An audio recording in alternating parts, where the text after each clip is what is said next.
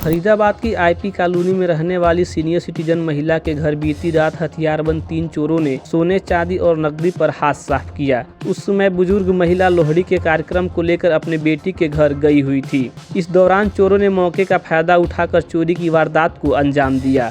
यह घटना सीसीटीवी कैमरे में कैद हो गई। वही इस घटना की सूचना पड़ोसी ने बुजुर्ग महिला को दी, जिसके बाद वह मौके पर पहुंची तो बिखरे हुए सामान देखकर दंग रह गई। फिलहाल पुलिस मामले की जांच में जुटी हुई है। सर मैं 7 बजे गई बेटी के साथ। लोहड़ी का त्योहार था, बच्चे लेने आ गए तो जाना पड़ा उनके डिमांड पे।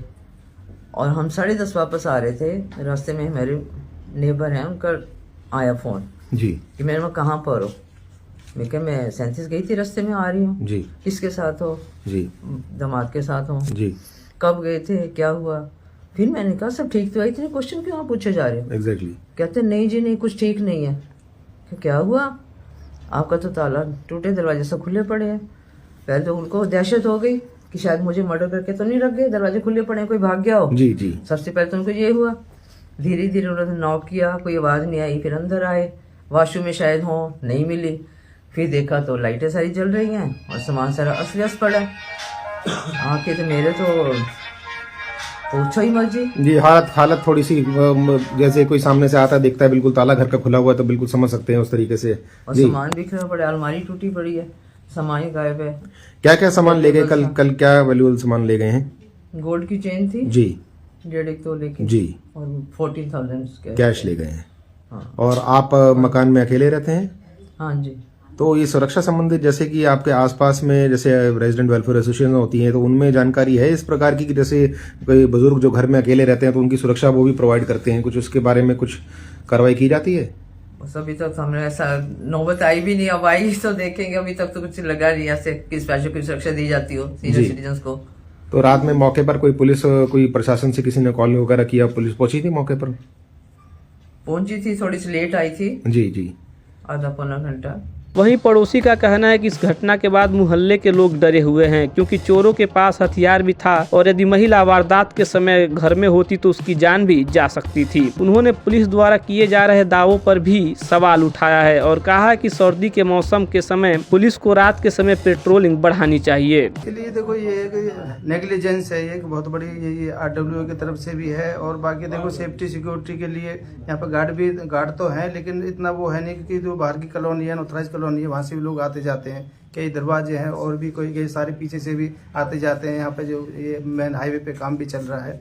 मेन वो है, जैसे हमें मालूम चला कि हमारे ऊपर सीनियर सिटीजन रहती हैं और हमें मालूम चला कि भाई उनके यहाँ पे चोरी हुई, तो एक पड़ोसी ने हमें बताया कि ऐसा है। तो हम भी मतलब जब से इतने डरे हुए हैं और इतना मतलब यहाँ पे ये देखा जाए कि उसके बाद पुलिस भी आई थी, पौने घंटे के करीब आए। हमने 112 पे कॉल भी की थी, कराई थी।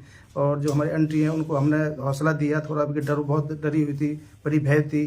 तो पता चला कि ये चोरी नहीं, ये एक तरह की डकैती थी।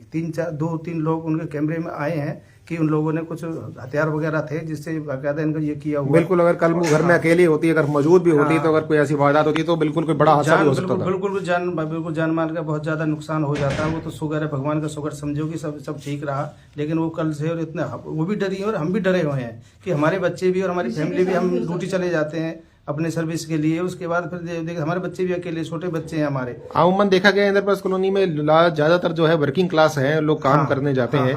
तो अपने बच्चे जो पीछे कहीं छोड़ जाते हैं कि बच्चों का भी कहीं ना कहीं एक तरीके से बिल्कुल बहुत बड़ा क्वेश्चन मार्क है सेफ्टी और सिक्योरिटी के लिए। अब इसमें पुलिस को यहाँ पे कुछ चेक पोस्ट वगैरह या कुछ इस तरह से बनाना चाहिए, जिस तरह की यहाँ पे लोग रहते हैं, काफी मकान है, काफी लोग हैं, हजारों में लोग रहते हैं। और तो उनके हिसाब से जो एक मतलब सेफ्टी और सिक्योरिटी जो आदमी अपने आप को खुद सब महसूस समझे, वो हमें अभी नहीं मिल पा रहा है। एक बड़ा चिन्ह है इस कॉलोनी के लिए कि सेफ्टी सुरक्षा जो है वो इस कॉलोनी के लिए एक बड़ा प्रश्न चिन्ह बना हुआ है। माध्यम से मैं यही कहना चाहूंगा कि यदि यहाँ पे चेक पोस्ट वगैरह बना दिया जाए, SHO साहब किसी को डिवीजन ऑफिसर या जो भी है यहाँ के बीट कांस्टेबल, उनको यहाँ पे मौके पर है और पेट्रोलिंग वगैरह पुलिस की तरफ से बढ़ाई जाए, RWA की तरफ से बढ़ाई जाए, तो ये हमें थोड़ा सा सगुन सा महसूस होगा कि हाँ भी हम अपने अपने वहाँ पे अपने घर में या अपनी जगह पे या गली में ठीक सब ये तो यहाँ तो दिन रात डकैती और चोरियाँ इतनी बढ़ती जा रही है बहुत ज़्यादा, जिससे अब बहुत ज़्यादा डर बना हुआ है हमें।